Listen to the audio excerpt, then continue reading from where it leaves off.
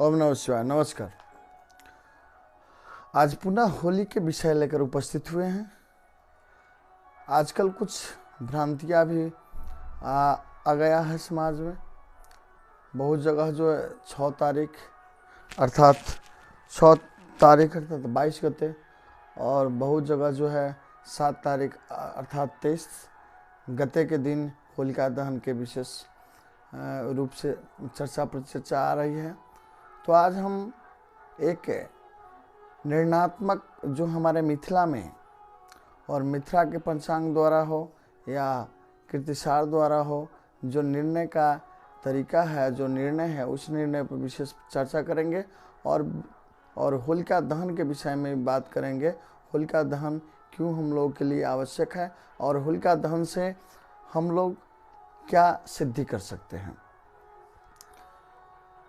तो पहले हम लोग विषय पर चलते हैं, जैसे कि किस दिन वास्तव में होलिका दहन है। अब जैसे कि 2079 11-23 गते मंगलवार के होलिका दहन 7:24 इंडियन समय और 7:41 नेपाली समय से पहले संध्या के समय में किया जा सकता है।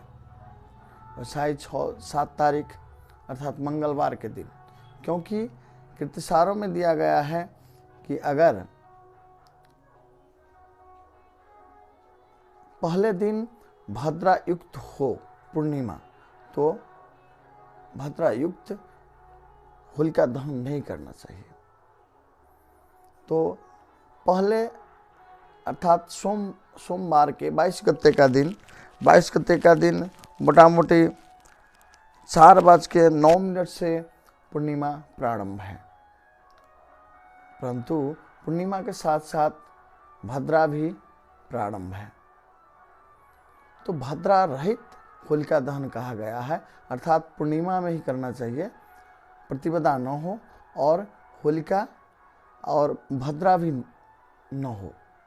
परंतु यहाँ तो सोमवार के दिन पूर्णिमा के साथ साथ भद्रा भी प्रारंभ हो गया है, तो भद्रा में होलिका दहन नहीं करना चाहिए, अर्थात भद्रा के मुख में होलिका दहन नहीं करना चाहिए। अब देखना ये बात है कि कल होकर के मंगलवार के क्या प्रदोष में पूर्णिमा है? तो हाँ, प्रदोष में पूर्णिमा है, अर्थात मिथिला के गणनानुसार, मिथिला के पंचांग अनुसार पूर्णिमा मंगलवार के 7:24 इंडियन समय तक है और मतलब सूर्यास्त जो है उस दिन 5:48 है। तो अर्थात प्रदोष में पूर्णिमा देखा गया, तो प्रदोष में पूर्णिमा भी देखा गया है और भद्रा भी रहित है। इसलिए मंगलवार के संध्या के इंडियन समय 7:24 और नेपाली समय 7:41 के पहले और सूर्यास्त के बाद, अर्थात 5:58 के बाद और 7:24 से पहले, नेपाली समय 6:13 के बाद और 7:41 से पहले होलिका दहन किया जाएगा। और शाही होली भस्म धारण जिसे कहते हैं, जिसे होली हम लोग मनाते हैं, वो बुधवार के हैं। सप्त जोड़ा बंधन जो हमारे जो एक रीति रिवाज है, वो भी बुधवार के किया जाएगा। होली बुधवार के मनाया जाएगा। अब इस बात के बहुत सारा भ्रांतियां हैं, इसलिए हमने सोचा कि वीडियो द्वारा आप लोग तक पहुंचा दें। ये मिथिला के प्रत्येक पंचांग में उल्लेखित है, साथ साथ कृतिसार का भी कृतिसार में भी यही निर्णय दिया गया है। इसलिए इस सब के विचार करते हुए वास्तव में मंगलवार के ही होलिका दहन होना चाहिए और बुधवार के होली मनाना चाहिए। टीवी इत्यादि में मीडिया द्वारा बहुत जगह से बहुत बात आ रहा है, तो वास्तव में कोई भी तिथि अक्षांश और देशांतर के हिसाब से लिया जाता है। हो सकता है किसी और जगह जो प्रदोष में मंगलवार के नहीं होता हो, तो प्रदोष में अगर मंगलवार के नहीं है तो रात्रि क्या कहता है, भद्रा के मुख और पुच्छर अर्थात मुख में दहन नहीं होता है, पुच्छर में दहन किया जाता है। इसलिए हो सकता है कि 12, 1, 2 इत्यादि के उपरांत सोमवार के ही बहुत जगह होलिका दहन किया जाएगा। परंतु अपना मिथिला में ऐसा नहीं है। मिथिला के हिसाब से, मिथिला के देशांतर और अक्षांश के हिसाब से मंगलवार के प्रदोष में बजाबते पूर्णिमा है, इसलिए हम लोग को ज़्यादा चिंता करने की ज़रूरत नहीं और नियम विपरीत भी करने की ज़रूरत नहीं। हम लोग को मंगलवार के दिन ही होलिका दहन करना चाहिए और होना भी चाहिए, और बुधवार के होली मनाना चाहिए। अब चलते हैं होलिका दहन के हम लोग पर क्या प्रभाव पड़ता है और होलिका दहन से हम लोग को क्या फ़ायदा और गैर फायदा है। वास्तव में होलिका दहन एक बुराई पर सच्चाई का जीत माना गया है। प्राकृतिक संवत के हिसाब से, प्राकृतिक से हिसाब से नया संवत चैत्र शुक्ल प्रतिपदा से प्रारंभ होती है और संशोधित विक्रम संवत जो है वैशाख 1 गते से प्रारंभ होता है। अर्थात ये जो है सनातन धर्म का नया वर्ष है और साथ साथ प्राकृतिक नया वर्ष है। कहने का मतलब ये है कि सनातन धर्म प्राकृतियों से जुड़ा हुआ है, अर्थात प्राकृतिक घटना के हिसाब से सनातन धर्म के व्यवस्था किया गया है। इसलिए सनातन धर्म पूर्ण वैज्ञानिक धर्म है। ऐसा वैज्ञानिक धर्म, ऐसा वैज्ञानिक तर्क आपको किसी भी धर्म में नहीं मिलता। अब चलते हैं हम लोग होलिका दहन। तो होलिका दहन बुराइयों पर सच्चाई का जीत है, अधर्म पर धर्म का जीत है और तानाशाहों पर संजोनों का जीत है, दुष्टों पर संतों का जीत माना गया है। होलिका दहन के भस्म से हम कहा जाता है कि होलिका के भस्म हम लोग को धारण करना चाहिए, भस्म धारण करना चाहिए प्रतिपदा के दिन। इससे हमारे बहुत सारा पॉजिटिव ऊर्जा प्राप्त होता है और निगेटिव ऊर्जा दूर से चला जाता है। होलिका दहन के समय में भी हम लोग को पहुंचना चाहिए, थोड़ा जल अर्पण करना चाहिए और होलिका के 3 परिक्रमा करना चाहिए।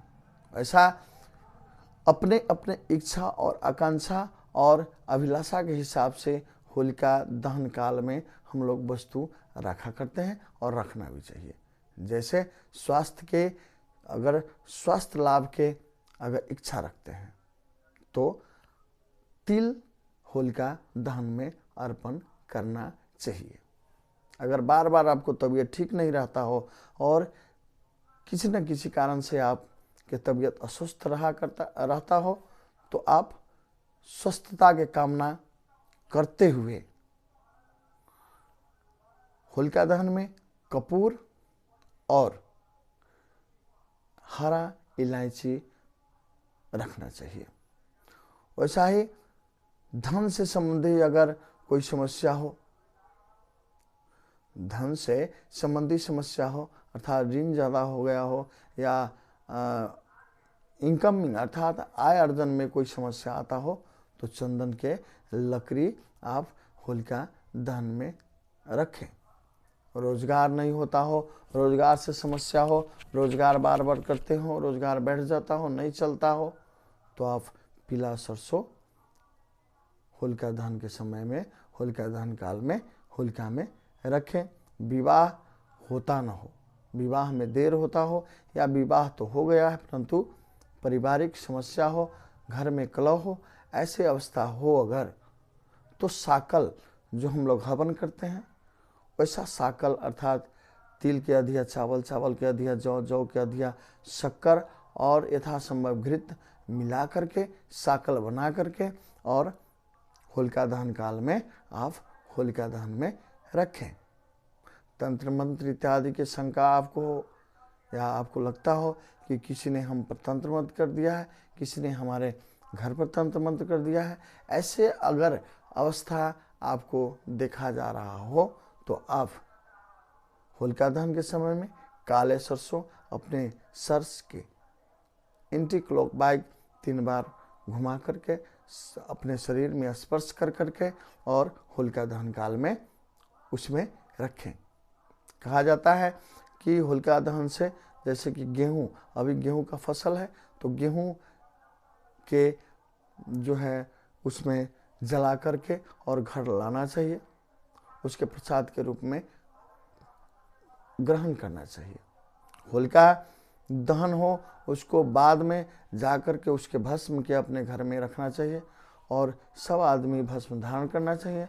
और किसी विशेष कार्य के लिए जाते हो और वो कार्य बहुत आवश्यक हो आपके लिए, तो कृपया उस भस्म के धारण करके जाए।